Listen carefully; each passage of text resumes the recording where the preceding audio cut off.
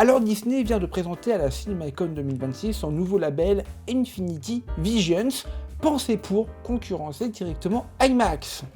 Et comme prévu, ça a immédiatement déclenché un mélange assez classique de fascination, de rejet et de surinterprétation totale sur les réseaux.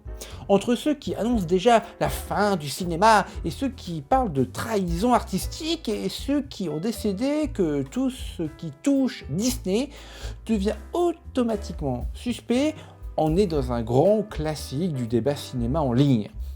Sauf que derrière le bruit, il y a quand même un sujet un peu plus intéressant que les réactions à chaud, non ?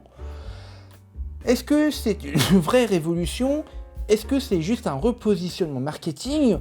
Ou est-ce que c'est simplement le cinéma qui continue d'avancer avec ses logiques économiques habituelles, loin des fantasmes qu'on lui colle dessus depuis des années ?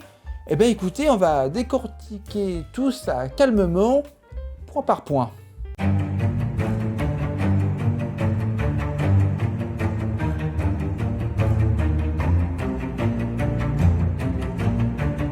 Premier point, dès l'annonce de ce nouveau label, Infinity Visions par Disney à la CinemaCon 2026, Internet a fait ce qu'il fait de mieux. S'emballer en 10 secondes et hurler en 20. Sur X, anciennement Twitter, plus communément appelé la porte des enfers, ça oscille entre les prophéties de fin du cinéma et les tweets convaincus qu'on vient d'assassiner l'expérience IMAX. On voit déjà les classiques, Disney veut tout monopoliser, c'est encore une arnaque premium, le cinéma est mort, alors que personne n'a encore vu une seule image du système. C'est toujours fascinant cette capacité à juger un produit uniquement à partir d'un logo et d'un mot marketing. Et évidemment, plus c'est Disney, plus ça devient un terrain émotionnel où tout le monde règle ses comptes avec la terre entière, comme si Infinity Visions venait personnellement leur voler leur petit ticket UGC ou pâté, pour pas faire de jaloux, du samedi soir. Soyons très clairs. Deuxième point, bienvenue dans le monde du réel. Eh oui, celui où les entreprises ne lancent pas des technologies par amour de l'art, mais parce qu'il y a un modèle économique derrière. Suffirait de grandir. Disney ne crée pas Infinity Visions pour faire joli dans un communiqué. Il crée un levier économique supplémentaire pour vendre des billets plus chers, occuper plus d'écrans premium et reprendre une part du gâteau sur un marché où IMAX est installé confortablement depuis des années. Et à un moment, il va falloir arrêter de croire que le cinéma est un sanctuaire détaché de toute logique financière. Même les plateformes que certains adorent détester, Netflix, Prime Video, Canal+, participent exactement à cette même réalité économique. Alors chacun avec son modèle, ses stratégies, ses alliances. Et oui, les amis, même Canal+, avec ce bon vieux Vincent Bolloré, figure souvent brandi comme l'ennemi absolu du cinéma, dans certains débats, sauf que ça reste un acteur majeur du financement du cinéma français. Le cinéma ne tourne pas avec de bonnes intentions, il tourne avec des investissements, des retours sur investissement et des rapports de force. Troisième point, et là on peut aussi être honnête, voir enfin une tentative sérieuse de concurrencer face à IMAX, en fait c'est plutôt sain. IMAX n'a jamais vraiment été challengé à sa hauteur sur son propre terrain, celui de l'expérience premium en salle. Donc l'arrivée d'un acteur comme Disney avec une proposition technique et surtout une marque aussi massive peut secouer un peu les lignes.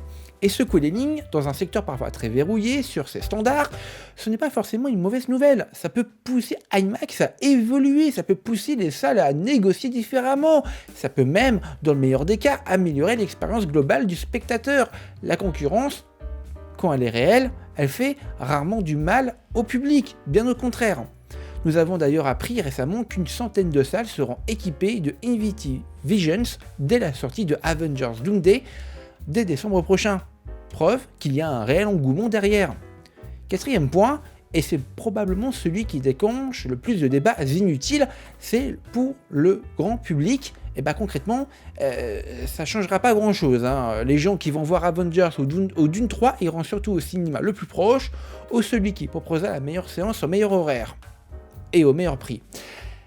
Une partie paiera le supplément pour l'expérience premium, parce que oui, il y a toujours une clientèle prête à payer plus pour la meilleure salle, quelle que soit la marque derrière. Et pendant ce temps-là, une partie du débat en ligne continuera de s'étriper sur la mort supposée du support physique et la pureté du cinéma en salle, comme si le marché devait s'adapter aux opinions militantes de Twitter.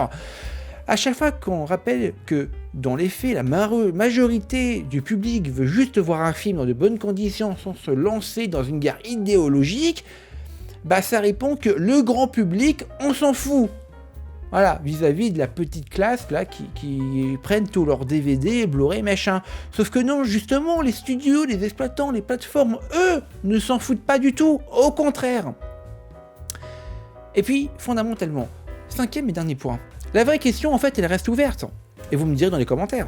Infinity Visions, est-ce que c'est vraiment une révolution pour le cinéma en salle ? Très honnêtement, droit dans les yeux, je vous dis le fond de ma pensée, probablement pas. Ça ressemble davantage à une évolution stratégique bien emballée dans un branding très Disney qu'à un basculement technologique majeur comparable à ce que l'IMAX a pu représenter à une époque, ou comme le Blu-ray ou la 4K Ultra HD dans le format physique. Ça va enrichir l'offre, ça va créer un nouvel argument marketing, ça va alimenter les débats en ligne pendant quelques semaines, et puis ça deviendra une option de plus dans la jungle des formats premium. Le cinéma, lui, continuera son évolution lente, faite de cycles économiques, de guerres de standards et d'expériences spectateurs, toujours plus segmentés, rien de spectaculaire au final, mais rien d'anodin non plus. Avez-vous vu des gens s'offusquer de l'arrivée de la 4DX, de la Dolby Vision ? Bien sûr que oui, à une époque, mais maintenant c'est rentré dans les mœurs. Donc au final, Infinite Vision, ni la fin du cinéma, ni sa renaissance miraculeuse, c'est une brique supplémentaire dans un système déjà très structuré, où chaque acteur essaie surtout de sécuriser sa place et d'optimiser ses revenus dans un marché de plus en plus segmenté. Le reste, c'est du bruit, des réactions instantanées et beaucoup de projections personnelles sur ce que devrait être le cinéma. La réalité est généralement plus simple et souvent moins romantique. Le cinéma ne meurt pas. Il ne se sauve pas non plus tous les 6 mois. Il évolue, parfois lentement, parfois maladroitement, et Infinite Visions s'inscrit exactement là-dedans.